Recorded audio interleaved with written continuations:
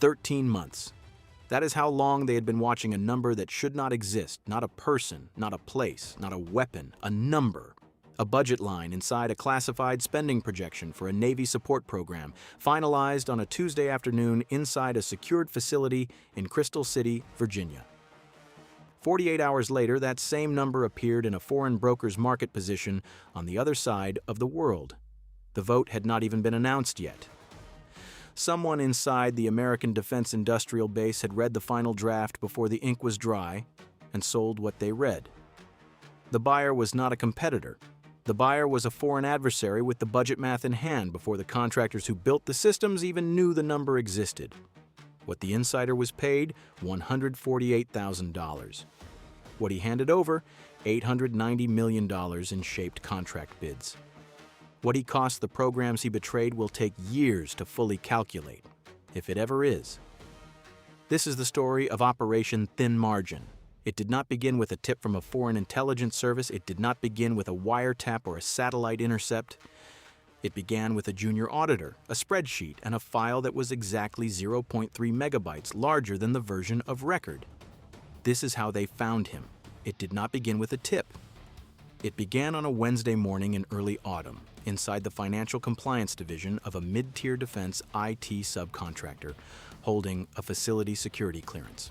The company, a systems integrator, one of dozens that sit between the Pentagon and its prime contractors, handling data architecture, network maintenance, and budget modeling for naval acquisition programs, had recently completed an internal version control audit. Standard procedure. Quarterly review of file access logs against the document management system's change history. The auditor assigned to the review was not a counterintelligence officer. She was not cleared for the programs the files described. She was a contract compliance analyst, 29 years old, 18 months into the job, working through a checklist her supervisor had not updated in 3 years. She noticed something: a budget model file, a consolidated spending projection for a multi-year naval support acquisition classified at the secret level, stored in a compartmented directory, had been exported to a removable format at 11:47 at night 6 weeks earlier. That was unusual. After-hours exports from that directory required dual authorization. The log showed only one authorization token, and the file that had been exported was 0.3 megabytes, larger than the version of record in the change management system. She flagged it in a comment field. She moved on to the next item on her checklist. Her supervisor saw the flag 3 days later. He did not know what to do with it. He forwarded it to the company's facility security officer, who passed it to their Defense Counterintelligence and Security Agency liaison the following Monday morning. By Friday of that week, there was an FBI counterintelligence squad in the building. The thing about insider threat cases is that the anomaly almost never looks like espionage. When you first see it, it looks like a logging error, a software glitch, someone who saved a temp file and forgot to delete it. The entire security stack of a cleared facility, the badge readers, the DLP filters, the SIEM alerts, is calibrated to catch big signals, bulk downloads, unauthorized devices, lateral movement across high-side networks. A single file, 0.3 megabytes over baseline, exported at 1/4 to midnight. That is not a big signal. That is noise. Every system in that building was designed to let that pass. One analyst did not let it pass. The FBI counterintelligence squad that opened the preliminary inquiry was operating out of the Washington field office. The case agent, a 12-year veteran of insider threat investigations with 2 prior espionage prosecutions, pulled the access log, cross-referenced it against the facility's personnel roster, and within 72 hours had a name attached to the token. A network administrator, 11 years with the company, full facility security clearance. Trusted access to the document management system, the internal file servers, and, critically, the backup and archiving infrastructure that ran nightly sweeps of all compartmented directories. His job was to maintain the system. He knew every corner of it. He knew which exports generated alerts and which ones did not. He knew that after-hours exports from the archiving infrastructure ran under a service account, not a personal token. He had used the service account. What he had not known, what no one in his position would have known, was that the compliance auditor's checklist included a manual file size comparison between the archiving export log and the document management system's version of record checksum. That check was not automated. It was not part of the security stack. It was a line item on a spreadsheet that a 29-year-old analyst had been told to complete because her predecessor had added it 3 years ago and nobody had removed it. The export had passed every automated control in the building. It had failed a human being with a checklist. The FBI opened Operation Thin Margin on a Thursday. The case would run for 13 months before the first arrest warrant was signed. One detail kept coming back when I went through the investigative sequence. The defense contractor's own data loss prevention system had generated 0 alerts during the period the exfiltration occurred. 0. Every tool the company paid for, every sensor deployed, every policy written, all of it passed the export cleanly. The only thing that caught it was a manual audit step that existed because someone years earlier had decided to add a line to a checklist. That line had never been updated, never been automated, never been elevated to a formal security control. It just sat there, and it worked. The first 13 weeks of Thin Margin were surveillance and forensics with no direct contact with the subject. The FBI's cyber forensics team obtained a Title III court order within 10 days of opening the case and began monitoring the subject's network activity, both at the facility and on his personal devices. DCSA provided historical access records going back 18 months. The NSA's Counterintelligence Directorate assisted with signals analysis on foreign-facing communications channels. What they found in the first weeks was a pattern. The subject had been using the archiving service account for 3 distinct after-hours sessions over an 18-month window. Not one export, but 4. The first had occurred 17 months before the auditor flagged the anomaly. He had been inside the system pulling data for a year and a half before anyone noticed. The files he had taken were not identical in nature. The first export contained a preliminary budget model for a naval logistics support contract, pre-decisional, marked for internal circulation only. The second contained a revised projection with updated cost per unit figures for a classified equipment line. The third was a draft competitive analysis the company had prepared for a bid committee, a document laying out the cost assumptions underlying a rival contractor's likely proposal. The fourth was the file the auditor had flagged, the final consolidated spending projection exported 48 hours before the budget vote. 4 files, 18 months of access, and a foreign adversary that had, on at least one confirmed occasion, used the information before the Americans who owned it had finished acting on it. The question the FBI needed to answer was not whether the subject had exfiltrated the files. The forensics made that close to certain within the first month. The question was where the files had gone. And that meant finding the broker. This is where Thin Margin became something more than a single insider case. 3 weeks into the surveillance, NSA signals analysis flagged a communication pattern associated with a known foreign adversary broker network, an intermediary structure used by a foreign intelligence service to receive and monetize stolen procurement and acquisition data from cleared American facilities. The network had been under separate observation for nearly 2 years. It operated through a series of cutouts, a financial services shell in a third country, a dark web auction infrastructure, and a layer of cryptocurrency transactions designed to obscure the origin of payment. In the preceding 30 months, that broker network had handled at least 6 separate acquisition data packages from cleared American contractors. Thin Margin had just handed the FBI a live thread directly into it. This changed the operational calculus entirely. The case was no longer about arresting one network administrator. It was about running a sting that would let investigators document the full handoff chain, subject to broker to foreign buyer, without burning the operation prematurely. That meant letting the subject continue to operate under surveillance for months. Put yourself in the case agent's position for a second. You have a man with an active clearance sitting inside a facility that holds classified acquisition data, who has already handed 4 files to a foreign adversary broker. You know what he has done. Your forensics team can prove it, and your instructions are, do not move. Watch him. Let him make the next approach. Because the broker is worth more than the subject, and the foreign buyer is worth more than the broker. That is the calculus of counterintelligence. It is not comfortable, but it is the job. The Sting architecture took 11 weeks to build.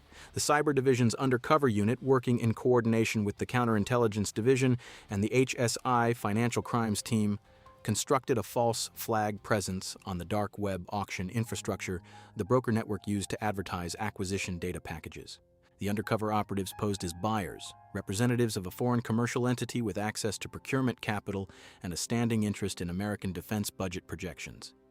The broker made contact through the platform within 6 weeks of the undercover presence going live. 3 separate handoffs were documented over the following 4 months. First, a test package, a low-value summary the broker used to establish trust and verify payment capacity. Second, a larger compilation that included data the FBI could confirm originated from the subject's exfiltrations. Third, a negotiation for what the broker described as a forward projection package, real-time acquisition modeling from an active cleared facility. That third offer was the trap. The undercover operatives agreed to purchase. They requested a preview document to confirm authenticity. The broker, working through the subject, who had been reactivated for this specific transaction, provided a partial file.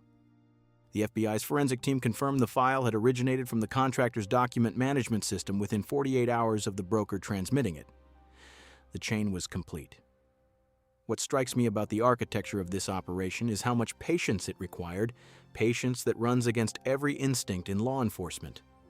13 months is a long time to watch a man with a clearance move classified data to a foreign adversary. The temptation to move, to protect the programs, to stop the bleed. That must have been constant. The decision to hold the line and run the sting through to the broker layer was what made this case consequential. Without it, the network would have found a new subject within weeks of the first arrest. The obstacle that nearly collapsed the operation came 9 months in, 3 weeks before the undercover team was scheduled to trigger the final purchase. The subject had been behaving normally, regular work hours, no unusual access patterns, no sign of heightened security awareness, when he applied for a routine clearance renewal. Standard reinvestigation, triggered automatically by the 5-year cycle. The DCSA investigator assigned to the renewal, working from a separate caseload and not read into thin margin, requested a meeting with the subject's supervisor to verify employment history. If the supervisor mentioned the meeting to the subject, even in passing, even as routine reassurance, the subject might connect it to the anomaly flag from the compliance audit. And if he made that connection, he might go dark. The broker network would get no warning, but the forward projection package deal would collapse, the sting would close without documenting the full buyer layer. The case agent had 48 hours to get DCSA to pause the reinvestigation without telling the investigator why. A classified hold was placed on the renewal file through interagency coordination, a mechanism that exists precisely for situations where an active counterintelligence investigation overlaps with a routine adjudication process. The subject never knew the renewal had been requested. His supervisor was never contacted. The hold was in place within 30 hours. The operation continued. 7 weeks later, the undercover team completed the final purchase transaction. The cryptocurrency payment cleared through 3 shell layers before landing in a wallet the FBI's Financial Forensics Unit had been tracking since the operation began. The broker transmitted the forward projection package. The subject's fingerprints, digital forensic markers embedded in the file at the document management system level, were confirmed within 6 hours. The case agent signed off on the arrest warrant package the following morning. 5 charges. The primary count, economic espionage under 18 U.S.C. 794, transmitting national defense information to a foreign government or its agents with knowledge that it would be used to the advantage of a foreign nation. Secondary counts included unauthorized computer access under the Computer Fraud and Abuse Act, theft of government property, making false statements to federal investigators during a voluntary interview conducted early in the investigation, and conspiracy. The potential sentence, life imprisonment, on the 794 count. Here's the detail that stuck with me when I went back through the sequence of events. 8 months into the investigation, FBI agents interviewed the subject voluntarily, carefully constructed to probe his knowledge of the compliance audit without revealing the scope of what investigators already knew. He denied any knowledge of the after-hours export. He attributed the file size discrepancy to a known software bug in the archiving system, a bug that, in fact, did exist, and that he had documented in a maintenance ticket 18 months earlier. The ticket was real. The bug was real. His explanation was technically plausible. For 3 weeks after that interview, the case team debated whether the forensics were sufficient to proceed without the sting. His explanation had introduced enough ambiguity that a reasonable defense attorney could build a case around it.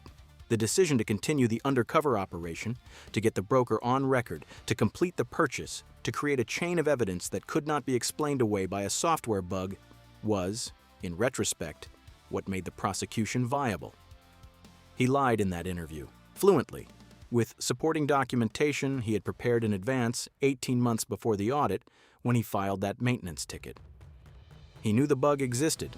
He documented it deliberately as a future alibi before he ran his first export. He had been planning this for a long time. Here is the take that will probably generate some disagreement. The security stack that failed here was not the network administrator's fault to exploit, and it was not really the auditor's personal credit that the leak was caught. She did her job. But the fact that her checklist was the last line of defense, that every automated control, every DLP policy, every SIEM rule, every access management protocol in that facility passed this export cleanly for 18 months is a systemic failure that a single prosecution does not fix. $148,000 is what the subject was paid. $890 million is what the foreign adversary gained in bid-shaping advantage. That ratio is not an anomaly. It is the standard economics of insider access. The clearance infrastructure costs billions to maintain, and it can be bypassed for less than the price of a mid-range car by someone who helped build it. The most surprising thing about this case is not that someone got caught. It is that what caught him was a manual audit step on a spreadsheet that no one had updated in 3 years. The security industry spent decades building automated systems to catch exactly this kind of exfiltration. The automated systems missed it. The outdated checklist did not.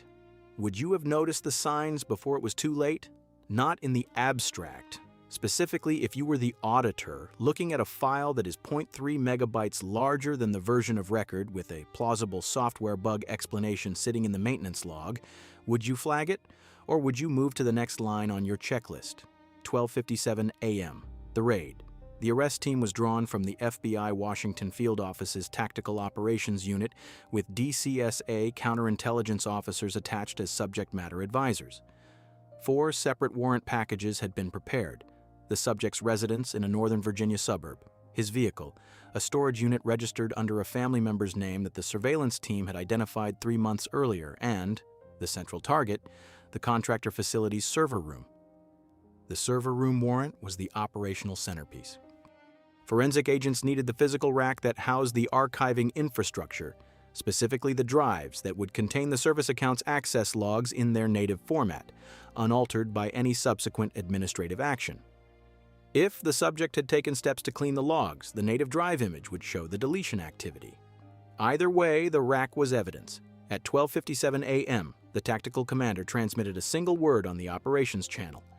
Execute. 12:58, the subject's residence, 2 agents at the front door, 2 at the rear.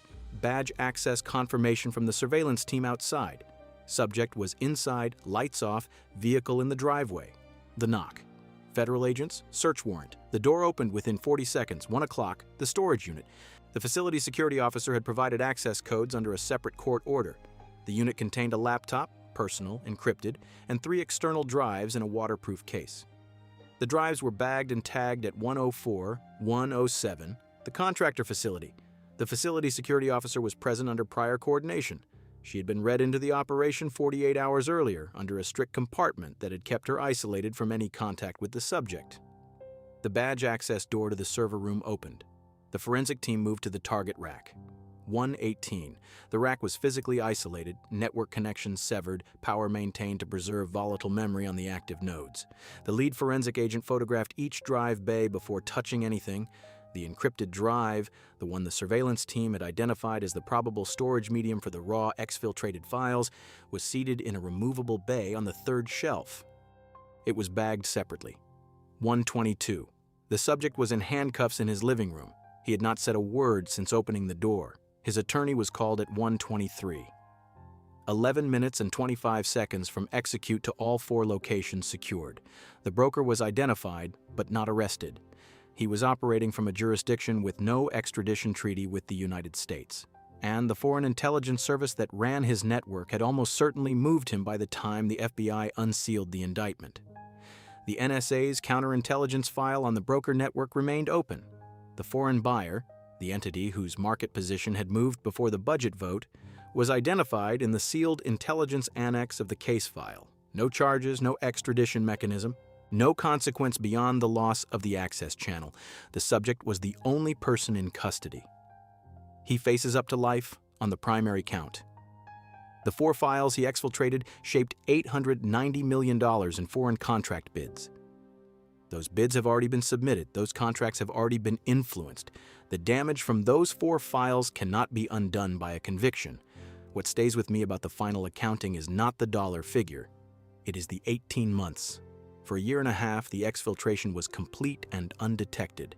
The subject had filed his alibi maintenance ticket, run his 4 exports, collected his 3 payments, and continued showing up to work every morning, managing the same system he had just used against the people who trusted him. For 18 months, the breach was open, and the building did not know it. Court transcripts in cases like this run hundreds of pages, but it is usually a single detail in the early exhibits that tells the real story. Here, it is the timestamp on the first export, 17 months before the audit flag. 17 months. By the time the auditor noticed the oversized file, the foreign adversary had been using the data for over a year. What this tells us about cleared facility security right now: the automation layer is calibrated for the attacks that have already happened. It is sharp on threat models from 5 years ago. What it is not built for is the administrator who designed the system, who knows exactly where the blind spots are, and who plants an alibi in the maintenance log before running the first operation. That threat requires a human being with a checklist. And in facilities across the American defense industrial base right now, that checklist may or may not exist. And if it exists, it may or may not be current. And if it is current, it may or may not be assigned to someone who actually takes it seriously. Think about that number: 0 automated alerts over 18 months of active exfiltration. Then think about how many facilities are running on the same architecture. Comment yes if you think the cleared facility security model needs a fundamental redesign, or no if you think thin margin was an edge case that tightened protocols are enough to close. If you would have missed the signal too, subscribe to Federal Casebook and tell us in the comments which thread you'd have pulled first. The network was dismantled. The subject is in federal custody awaiting trial. The broker is gone. The buyer is unreachable. The programs that were compromised have been restructured and recompartmented at significant cost. The auditor who flagged the anomaly has been recognized within her company's security office, quietly, without public acknowledgement, because the investigation was classified. She was not a counterintelligence officer. She was not trained in data loss forensics. She was working through a checklist that nobody had updated in 3 years, on a Wednesday morning at a job she had held for 18 months. The security stack cost millions to build and ran around the clock. It generated 0 alerts. She generated 1. Now for the ledger: 13 months of investigation, 4 files exfiltrated, 18 months of undetected access, 3 broker handoffs, $148,000 paid to the subject, $890 million in shaped foreign bids, 5 federal charges, 1 encrypted drive seized, 1 server rack isolated, 0 automated alerts across the entire 18-month window, and 1 analyst, 1 checklist, 1 line item that nobody had deleted, 1.